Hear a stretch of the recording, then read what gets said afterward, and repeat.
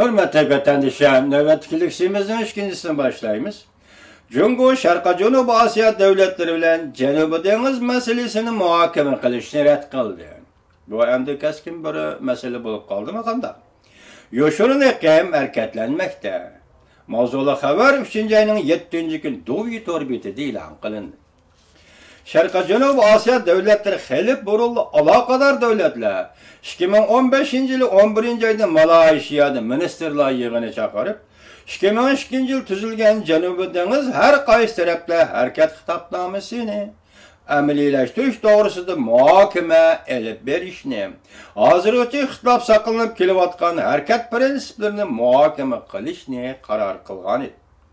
Umumi stratejilik vaziyetten qaraganda Cumhur bu teklifle red kılıp güya küçük bir iştek muamele kıldı. Közgü ilmigендek muamele kıldı. Əməliyyatda bu iş siyasi vaziyet ve stratejilik siyasetten keynigi nait zor yoşurun ekim yoşurun hallıqını, bu yoşurun ekimden burayının tenşliği ve muqomluğuna buzğunçuluk elip kelidi hallıqını aksiyat türüp bak. Nime için bunda iş yüz birdi? Bu yerde neme mühim iş var? Biz avval arıq görünüş ve aldığıq şart qarab bakaylı. Şarkı Cənubi Asiya Devlet Müdafiə Ministerinin mühim siyasi yığını eçilatdı 11. ayda bu yıl. Yığın katlaştırılan devletler cümüldün Şarkı Cənubi Asiya İttifakı əza devletler 10 devletten terk tapkandan başka yana 8 devlet mesela Avustralya, Cumhur, Hindistan, Yaponiya, Yeni Zelandiya, Koriya, hem de Amerika Qoşmuş Ştatları qatarlıq devletlerinin devlet müdafiə ministerleri bu yığın katlaşatdı. Bu yığın 2007 yıl tünce qıttım şunda umuşluq eçilgan idi. Şarkı Cənubi Asiya İttifakı yani 8 devlet hemkarlaşkan bir sahne sübtede bexatarlikni küçeytip devlet müdafiəsiyyəti hemkarlaşatdı. Bu devleti Şarkı Cənubi Asiya Devletleri İttifakının açıdığan bu yığına da demek bexatarlikni küçeytiş nişan kılattı ve bunu küçeytetti değil.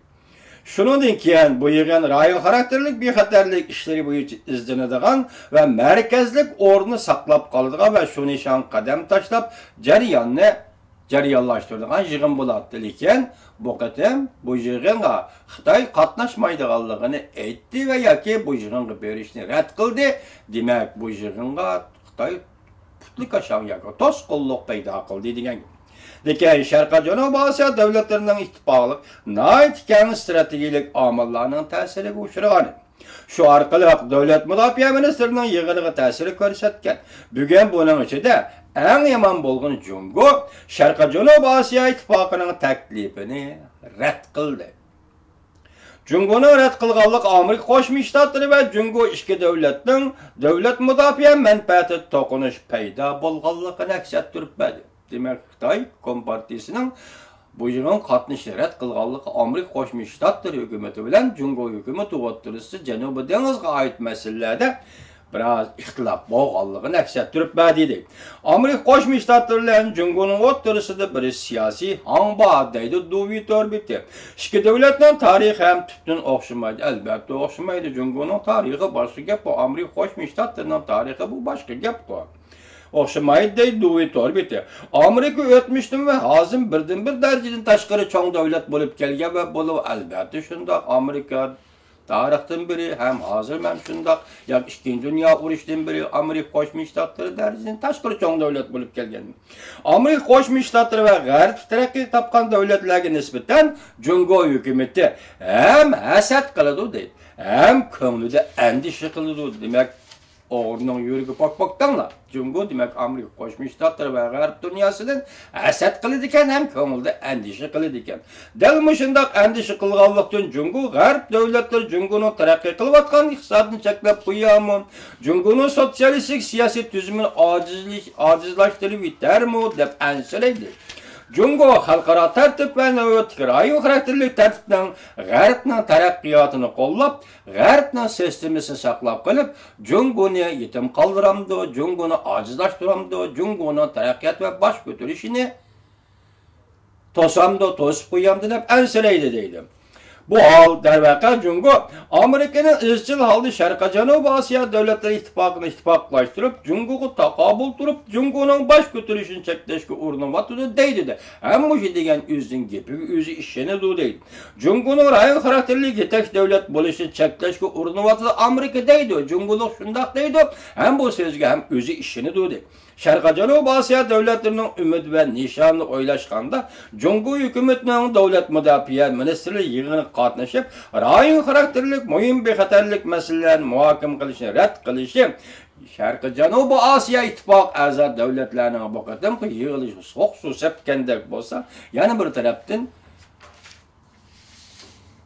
bu yig'inning sohibxon davlati Malayziyani gangirtib qo'ydi. Voqealarning taraqqiyoti shu davr yetganligi hargiz tasodif deb qarag'ili bo'lmaydi. Bu hol aloqador davlatlar vaziyat to'g'risida xato hukm qilganligini va Jungoning xato hukm qilganligini ko'rib olg'ili bo'ladi deb ko'rsatdi Duvi Torbeti. 2002-yili tuzilgan Janubiy dengiz har qaysi taraflarning harakat xitobnomasi amaliyati va buning harakatni cheklash prinsiplini to'g'risida suhbat elib berish vaqt bo'lsa-mu allaqachon bugungi ahvoldan ko'rib yetdik deb endi bu beshiga o'tilib bo'g'ib tashlangan bo'ldi. O'ng'ursizlik qushur deydigan. Jungo ta'kidlab keldi. Duvi Torbet shunda deydiki, Osiyoda, ya'ni Sharqiy Janubiy Osiyoda Janubiy dengiz masalasi bo'yicha aloqador davlatlar qo'sh tarafli suhbatlarni elib bilib, suhbatli orqali hal qilish kerak deb ta'kidladi deydi. Lekin xitobnomada ko'rsatilganda suhbatga aloqador davlatlar qatnashishi kerak deyilgan edi deydi. Shunga Jungo hukumati bu yerda Osiyo yoki Sharqiy Janubiy Osiyo ittifoqi a'zo davlatlar yig'inida qatnashayotgan Amerika Qo'shma Shtatlari bilan Yaponiyani chaqirilmagan mehmon deb muomala qildi va shunda qardi deydi.